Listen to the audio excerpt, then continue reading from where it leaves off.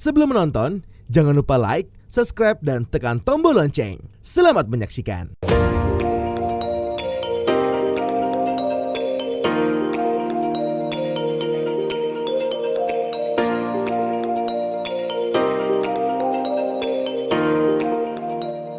Para sahabat Eljon dan para pemirsa Eljon dimanapun Anda berada, kembali bersama saya Prayudha Mulyo dalam acara Community Update. Hari ini begitu sangat indah karena kita sudah kedatangan para narasumber yang sangat berwarna seperti pelangi karena ada praktisi, ada akademisi, ada pemerhati sawit, begawan sawit kita, dan salah satu yang juga istimewa adalah hadirnya wakil dari petani mandiri sawit dari Kalimantan Tengah. Baiklah, para pemirsa Eljon, sebelum kita memulai acara ini, kita menyapa satu-satu. Pertama, mungkin mohon izin saya menyapa selalu yang mendampingi saya, Bapak Dr. Insinyur Darmono Tani Wiryono, MSc. Selamat pagi, Bapak. Selamat datang. Senang sekali jumpa Bapak. Selalu aktif dan selalu setia dengan sawit Indonesia sebagai begawan sawit. Lalu saya menyapa juga nih sahabat saya yang jauh dari seorang dosen ini, Pak Arif Akbar, Dr. Insinyur Arif Akbar. Wah, ini benar-benar kalau ketemu beliau kita semua minder, ganteng banget gitu ya. Waduh, tuh ya, pemerhati dan ini aktivis sawit yang sangat milenial. Waduh ya, selamat datang Pak Arif, senang sekali Bapak bisa hadir. Terima kasih Pak Yuda dan teman-teman yang lain. Salam dari Borneo yang lagi panas nih. Waduh, oke, Borneo sudah mulai panas, Jakarta masih hujan ya. Dan yang berikutnya Bapak Toto Dewanto, seorang praktisi yang juga sahabat saya ini, praktisi dari Kalimantan Selatan, dari ya mewakili GAPKI ya Pak ya, Gabungan Pengusaha Kelapa Sawit Indonesia. Ya. Pak Toto, terima kasih, selamat datang di acara talk show sawit hari ini. Waduh, senang sekali sudah ada wakil dari praktisi dari pelaku sawit. Dan yang terakhir, wah ini yang istimewa nih, wakil dari petani nih yang kelihatannya siapa perlu kita selamat dengar. Pagi Bapak, selamat pagi semuanya pagi. Pak. Terima kasih Pak, selamat Lumbat Batu. Waduh, ini baik senang. Pak, terima kasih Pak, terima kasih Pak. Baiklah para pemirsa Eljon, hari ini kita sudah kedatangan sumber yang begitu istimewa, tapi sebetulnya saya koreksi dulu Pak, sebetulnya yang hadir ini bukan sahabat-sahabat saya nih Pak, ini adalah guru-guru saya Pak, sebetulnya ini mohon maaf nih ya. Waduh, saya agak lancang pagi ini ya. Waduh, ini guru-guru saya, karena kalau sahabat guru adalah ilmu, sahabat lah buku. Nah, ya kan, jadi ilmu dan buku dijadikan satu, muncullah sebuah kemampuan baru, kan begitu Pak ya. Nah, baiklah, kita akan ngobrol-ngobrol sedikit tentang Mimaksi memberikan tema bagaimana menangkal isu negatif yang kita kenal sebagai black campaign atau suara-suara minors ya dari para LSM atau NGO atau siapapun ya. Kalau kemarin kita membahas tentang OPT, organisme pengganggu tanaman. Oh, ternyata O-nya bisa berubah jadi organisasi pengganggu tanaman nih Pak, kelihatannya. Ya, ini nggak cuma organisme yang kecil-kecil yang keren-keren, ternyata ada organisasi pengganggu tanaman. Nah, kelihatannya masih ya sebagai pemerhati, sebagai penggiat sawit, kelihatannya melalui research. Mungkin nanti kita dengarkan dulu pembukanya dari gurunda kita, Bapak Dr. Insinyur Darmono Tani Wiryono, seorang yang dilahirkan menjadi petani yang berilmu. Nah, mari berladang di ilmu, tidak berladang di sawah atau di kebun, tapi berladangnya di keilmuan. Silakan, Pak Darmono. Baik, selamat jumpa kepada seluruh pemirsa ya, dan pecinta tentunya, pencinta pemerhati kelapa sawit di Indonesia dan juga saya kira masyarakat pada umumnya. Jadi perlu saya sampaikan bahwa sebenarnya kelapa sawit ini diinisiasi ya, pengembangan kelapa sawit ini diinisiasi oleh bangsa Barat, bangsa Eropa utamanya, sudah sejak masuknya sawit ke Indonesia tahun 1848 ya. 1848. Jadi sudah lama sekali, dan mereka bangsa Barat itu mengelola kelapa sawit sampai dengan kemerdekaan Republik Indonesia. Jadi itu kira-kira ya hampir 100 tahun sawit ini pada awalnya dikelola oleh bangsa Barat, terutama Eropa ya. Jadi ini berarti yang memulai pengembangan kelapa sawit sebenarnya adalah mereka. Gitu. Nah, tadi disinggung adanya isu-isu negatif yang santer juga sekarang dari Eropa ya, dan juga dari Amerika, Australia. Jadi ini mereka yang mengawali, kemudian mereka yang akan mengakhiri, gitu kan. Ini ada apa? Berusaha mengakhiri, Mas.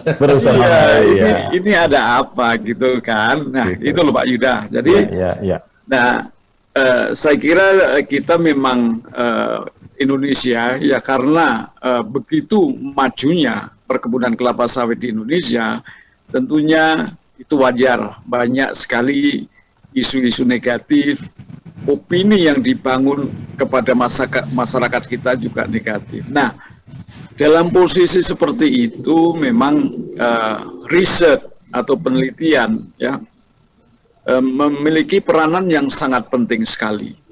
Ya, karena segala isu negatif atau hal-hal yang positif terhadap kelapa sawit itu tentunya harus di backup ya, pernyataan-pernyataan yang dilakukan atau diberikan oleh siapapun itu mestinya di backup oleh data-data yang sahih, data-data yang benar ya.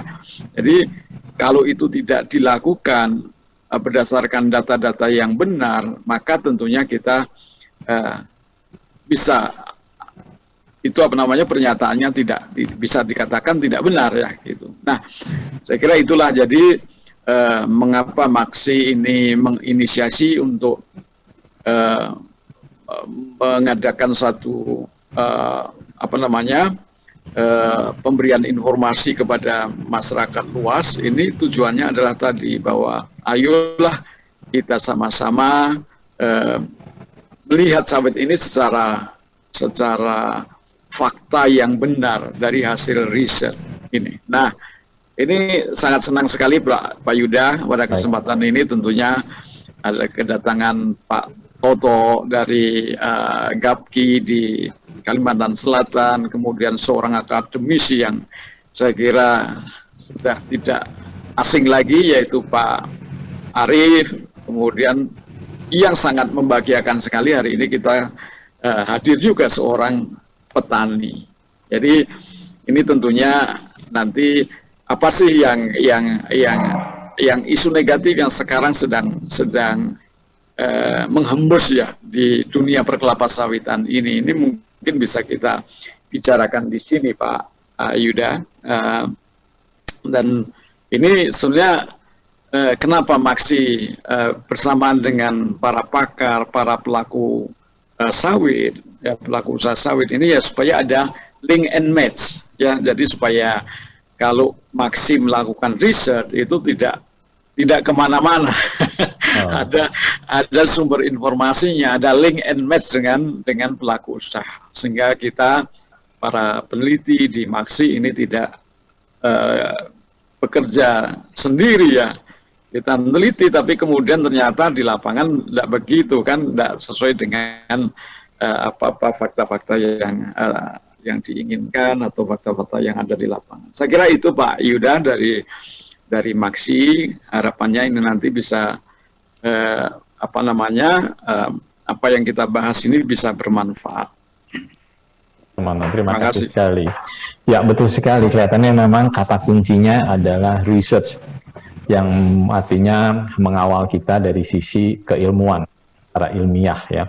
Nah, mungkin saya karena omongannya riset, saya menyinggung dulu nih guru saya yang sangat ganteng ini, Pak Arief nih ya, karena beliau datang dari komunitas kampus ya, tentunya komunitas yang padat dan syarat dengan keilmuan. Nah, kira-kira gimana nih Pak tanggapan Bapak bahwa ternyata memang kita harus melakukan sebuah kerja yang berdasarkan research, kerja yang berdasarkan keilmuan agar negatif atau black campaign itu bisa kita counter, kita bisa tunjukkan secara data-data. Karena dulu pernah kita, mungkin Pak Arif juga ikut dalam penerbitannya antara sawit mitos dan fakta ya. Ada mitos dan fakta, ada sebuah buku kecil Pak Darmono yang kita bagikan pada saat itu, DPD PKS dengan inisiatif bersama kementerian itu membuat mitos antara mitos dan fakta yang sesungguhnya. Nah, mungkin Pak Arif ingin menambahkan. Silakan Pak. Mungkin waktu antara 5 menit ya Pak kita berbagi. Baik, silakan Pak. Baik Pak Yuda, Pak Darmono, Pak Toto, Pak Selamat. Terima kasih atas waktunya. Ya, benar yang disampaikan Pak Darmono sebagai Ketua Umum Maksi bahwa riset itu menjadi satu hal yang untuk mengcounter black campaign. Sebenarnya kelemahan kita itu adalah media ya. Media kita riset itu memang nawaitunya untuk mencerdaskan begitu ya. Mencerdaskan dan memberikan kebenaran begitu. Tapi kalau nawaitunya tadi black campaign, apapun yang disampaikan pasti diambil celah-celah di mana kita tidak didukung oleh bukti-bukti data empiris sebenarnya. Banyak sekali kasus-kasus seperti itu ya. Saya ambil contoh yang lagi berjalan, ini ongoing, timnya peneliti dari Maksi dan IPB terkait isu emisi gas rumah kaca. Itu kan berangkat dari tuduhan dari US IPA tahun 2012 bahwa emisi gas rumah kaca dari perkebunan sawit di daerah gambut itu senilai 90 mg ekuivalen CO2 per hektar per tahun. Tetapi tim peneliti kita yang terdiri dari Maksi dan IPB sudah berjalan 3 tahun ini menemukan satu fakta yang berbeda, ya. Fakta yang berbeda karena menggunakan metodologi 3 metodologi yang digunakan oleh Barat untuk mengukur emisi itu. Kalau kita ambil kesimpulan sementaranya, temuan di lapangan emisi gas rumah kaca itu setara kurang lebih 0,052 mg CO2 per hektar per hari atau setara dengan 19 mg per hektar per tahun. Jauh sekali, ya. Jauh sekali. Jadi banyak sekali saya perhatikan kayak kasus-kasus penyebab kebanjiran besar di Kalimantan Selatan bulan Januari Februari kemarin, itu tuduhannya juga ke kebun sawit. Kita agak miris begitu ya, karena oleh lembaga-lembaga NGO itu tidak menunjukkan bukti-bukti yang ilmiah tuduhan-tuduhan itu, dan kita jadi ada sedikit ketawa di dunia kampus, dunia intelektual, karena pada saat musim kemarau kebun sawit kita dijadikan tuduhan sebagai penyebab kemarau panjang. Tapi pada saat musim hujan kita dituduh penyebab kebanjiran. Ini saya nggak habis pikir. Jadi kalau gitu kesimpulannya di mana ini gitu? Itu mungkin Pak. Jadi memang kita perlu data ilmiah ya yang bisa dipertanggungjawabkan dari sisi tahapan ilmiahnya. Saya kira itu mungkin Pak. Baik Pak. Jadi artinya memang peran akademisi Pak Darmono penting sekali ya, karena para akademisi itu mengawal satu fakta yang ada di masyarakat dengan cara pandang yang sangat ilmiah, sehingga itu bisa dibuktikan berbeda atau dibuktikan sangat berbeda dari apa yang dibicarakan oleh para organisasi pengganggu tanaman tadi, bukan organisme tapi organisasi pengganggu tanaman. OPT sama Pak. Jadi tapi mungkin waktu di IPB tidak diajari tuh Pak OPT organisme, yang ada organisme ya, itu kalau di dunia kampus itu keren banget, organisme pengganggu tanaman. Oh iya, organisasi nggak ada yang belajar. Ini rempet sekarang. Ilmu baru nih. Ilmu baru. Nah itu namanya social development re-engineering. Ya, itu 1 semester tuh Pak, itunya mata kuliah. Baik, nah sekarang coba kita tanya Gap. Kira-kira seberapa sih peranannya riset bagi para pelaku ya? Karena kadang-kadang kalau riset ini kan pelaku kan risetnya bagaimana tanaman produktivitasnya lebih tinggi, bagaimana pabrik rendemennya lebih tinggi, begitu ya. Tetapi riset-riset yang berkenaan dengan sosio demografi atau sosio impact yang berkaitan dengan hal-hal yang sifatnya negatif campaign. Apa kira-kira ada sedikit perhatian atau ada sedikit prioritasnya dari Gavi untuk melakukan counter attack dari black campaign, Pak? Gimana, Pak? Pak Toto ini sebagai pelaku dari praktisi dari terima kasih. Assalamualaikum warahmatullahi wabarakatuh. Jadi begini, baru-baru ini kan banyak beredar ini di YouTube atau di WA ya, berita seolah-olah bahwa industri sawit tidak memperhatikan tenaga kerja wanita ya. Padahal itu mereka mengambil sampel, contohnya hanya satu kejadian. Katanya ada pemerkosaan di suatu perkebunan, dan ini seolah-olah digambarkan bahwa itu berlaku untuk seluruh perkebunan di Indonesia, di Malaysia, mungkin juga di dunia begitu. Jadi ini kan sebenarnya sesuatu yang tidak benar cara judgement-nya begitu. Seharusnya harusnya kan harus dilakukan riset apakah memang betul segitu banyak, berapa banyak sih kejadian katakanlah yang seperti itu begitu. Iya. Harusnya kan dilakukan ya.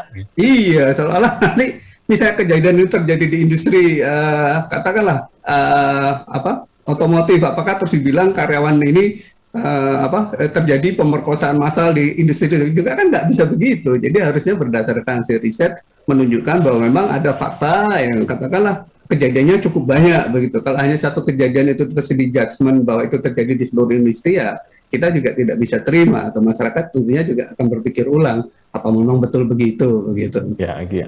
Tapi artinya Pak, kalau riset itu sendiri Pak yang berkaitan dengan dampak sosial, yang berkaitan dengan yang bukan produksi ya, bukan produktivitas, bukan itu kira-kira tentunya ini sangat membantu. Maksud kita kan tentunya perlu ada riset juga yang menunjukkan ternyata kejadian itu seberapa banyak terjadinya di industri kelapa sawit kan begitu. Kejadian sosial semacam ini. Nah, kita perlu data-data semacam ini antara lain untuk meng-counter yaitu tadi OPT tadi begitu, supaya bahwa memang betul-betul hal itu tidak benar kejadiannya, hanya satu kasus terus dikebiau ya seolah itu terjadi di semua perkebunan. Nah, makanya kami sangat membutuhkan sekali hasil riset yang dilakukan oleh termasuk Pak Ari, Pak Darmono, supaya membantu kita juga di industri kelapa sawit ini, pengusaha-pengusaha yang bekerja di industri sawit ini, bahwa isu-isu yang semacam itu tidak benar, cara yang mereka lakukan itu begitu. Nah, tadi perlu saya garis bawah ini sedikit plesetan Pak. Kalau memang diminta bantuannya diminta bantuannya para akademisi, kira-kira ada anggarannya nggak ya untuk riset seperti ini? Atau adalah cuma satu abaikan saja? Gimana Pak? Nah, kalau berbicara anggaran ya mungkin kalau dari kita kan ada BPDPKS yang bisa kita minta bantuan untuk melakukan kegiatan itu begitu. Ya, karena sudah store di sana, ya lagi untuk riset. Dari industri sawit kan kita masing-masing sudah ada pungutan yang wajib kita setorkan ke pemerintah untuk waktu kita ekspor ya. Makanya kita minta juga ada alokasi lah juga untuk hal-hal yang semacam ini. Begitu. Ya, mungkin ini untuk mata anggaran diplomasi, advokasi, literasi yang untuk bagaimana menunjukkan bahwa industri sawit tidak seperti itu secara faktual dan secara keilmuan. Nah, baiklah Pak Toto. Nah, sekarang coba kita tanya nih sama tamu yang spesial guest star hari ini, petani mandiri. Nah, Pak, kira-kira kalau kita bicara teman-teman, kan ada petani plasma, ada petani yang sifatnya swadaya, mandiri dan sebagainya. Nah, kira-kira kalau menurut petani seperti Bapak gitu, sebelum saya tanya, Bapak kalau boleh tahu ada berapa hektar Pak Bapak kelola? Ini dia yang sedang menipu Yuda. Gimana kira-kira? Selamat pagi Pak Yuda. Selamat pagi nih. Jadi baik Pak, nanti saya respon Pak untuk kaitan luasannya. Tapi saya masih tetap Pak di topik paling utama, memang organisasi pengganggu tanaman ini sangat luar biasa ya Pak ya. Luar biasa ya. Boleh kita katakan ada tambah daripada NGO, dia katakan di media massa kalau satu orang hutan itu Pak harus disediakan 500 hektar hutan itu untuk satu ekor orang hutan. Tapi untuk satu keluarga rumah tangga nggak pernah disuruh harus ada 2 hektar misalnya. Oh, itu nggak iya, pernah iya. Pak terkemuka Pak. Jadi memang luar Iya, iya. biasa. Wah, ini tugasnya Pak Arif nih, harus mengcounter. Kita kalah sama orang Giliran, hutan. jadi Iya, kita- Ya, siapa? Itu saya rasa Pak yang Iya, pertama. Yang kedua adalah ada kaitannya dengan zero accident Pak. Mereka ini luar biasa gitu. Dan kita pun selalu berupaya supaya tidak ada yang namanya kecelakaan. Iya loh. Semua itu Pak, baik mandiri maupun perusahaan, maupun yang koperasi dan plasma dan juga kelompok tani, semua selalu mengharapkan karyawannya itu selalu selamat Pak. Selamat. Iya. Nggak mau dia itu satu orang pun yang ada accident itu. Iya, iya. Nah, Biaya kalau itu Pak ya, ada- soalnya ya. Oke. Siap Pak. Ada satu case ibaratnya ada yang cedera, ada jatuh karena licin, karena hujan, itu kan Pak human error lah saya rasa, atau di Iya, luar kendali kita. Baik, Pak. Tetapi secara perusahaan maupun pribadi mereka sudah dilengkapi dengan alat pelindung diri, pengarahan teknis, sebelum bekerja ada lingkaran pagi, sesudah bekerja juga ada lingkaran sore, dan juga ada berdoa, berangkat kerja, pulang kerja, selamat ketemu dengan keluarga. Kan begitu Pak? Wah, oke, betul Pak. Artinya zero accident juga menjadi target ya bagi petani mandiri ya. Oke, Siap, Pak. baik Pak. Yang coba- berikutnya lagi, Pak. Silakan Pak. Untuk penghasilan ibaratnya gitu ya Pak, seperti yang video kemarin dikirimkan itu 28.000 Pak, mau makan apa itu keluarga kita gitu. Sementara perusahaan dan juga pemerintah sudah membuat aturan ada upah minimum provinsi. Ibaratnya Kalimantan Selatan 115.000 per hari, Kalimantan Tengah 118.000 per hari. Kalau petani mandiri Pak sudah pasti lebih mahal daripada itu Pak. Oke. Kalau mandiri artinya tidak digaji ya Pak ya, menghasilkan kan namanya kan? Siap, lebih Ya, mahal. Artinya Ini hanya tidak. 28.000. Oke. Yang baik, video baik. kemarin ya Pak ya 28.000. Jadi saya rasa case-nya harus kita dudukkan sama-sama. Saya rasa yang 28.000 itu yang bagaimana maksudnya? Kalau memang karena bandel kah? Karena banyak dia sanksi-sanksinya yang dilanggar aturan kah? Kan begitu ya Pak ya? Ya, ya, ya. Kemudian ada lagi masalah ibu-ibu yang dilecehkan, yang ini. Nah, itu gimana Pak? Saya rasa itu sebagian kecil lah Pak, karena kita kan semuanya beragama. Oke, Dan baik, semuanya Pak. sudah diajari yang namanya morality. Morality kan Pak begitu. Kalau sudah berkeluarga tidak boleh mengganggu. Kalaupun ada seperti itu, biasanya mandor, asisten manajernya langsung dikeluari itu Pak dari holding tersebut. Oke. Termasuk ya, yang ya. terlibat ibu-ibu itu gitu. Jadi tidak dibiarkan menjadi menjamur, berkembang, malah semuanya seperti itu menjadi barbar negara kita ini. Saya rasa itu Nah, semuanya. sebentar Pak. Kalau di petani mandiri kan ada juga pegawai atau Bapak mengerjakan sendiri. Tentunya dengan sekian hektar Bapak pasti punya pegawai juga. Apakah ada pegawai wanita juga di kelompok-kelompok Ada petani Pak. mandiri? Kalau Ada, saya kan? sendiri pegawai wanitanya ya keluarga Pak. Oh, Keluarga. ya. Jadi Ya. ketuanya saya sendiri Pak Selamat Lumban Batu. Bukan main, Sekretaris oke. duanya adalah Ibu sendiri Ruslina Oke. Sinurat. Oke. Pekerja Sekretaris kita bendahara, ada bendahara. Atun. Sekretaris Oke. Siapa? bendahara. Oke. Ah, ya. gitu. Ada Mar. Dan begitu, itu Pak. tidak tidak paksaan ya Pak ya. Artinya sebuah apa namanya pengabdian ibu, pengabdian seorang istri kepada kesejahteraan keluarga ya, keluarga. Iya, Ya, kepentingan keluarga pengabdian saja Pak. Oke. Pengabdian saja, tidak ada paksaan. Begitu Pak. Oke, Nah, gitu. kalaupun ada ibu-ibu yang kita kerjakan Pak, kita selalu lebih hormat kepada mereka itu. Misal, mereka harus pulang jam 2 siang atau 7 jam kerja saja. Kalau oke. bapak-bapaknya pulang lebih sore sampai habis buah kita itu terkirim ke pabrik Pak. Jadi tidak Oke. benar dilecehkan seperti yang disampaikan itu. Kalaupun di perusahaan Pak, dia juga selalu dihormati. Hanya untuk kerja kantor, kerja TPA, kerja koperasi ransum, kerja-kerja yang ringan biasanya Pak. Ada juga Begitu. untuk semprot, tapi untuk Ah. semprotnya saja, tidak untuk yang angkut air. Ada juga untuk kerja pupuk, tapi untuk penabur saja, tidak untuk yang angkut pupuk yang 50 kilo.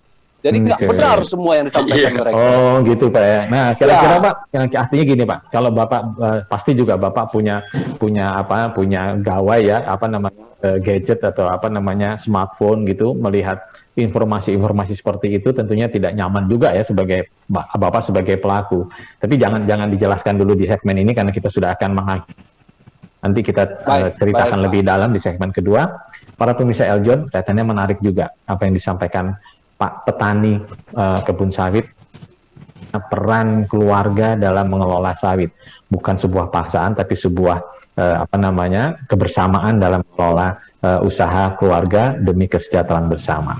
Jangan kemana-mana, tetap di Eljon dalam acara Community Update dalam Sawit Corner.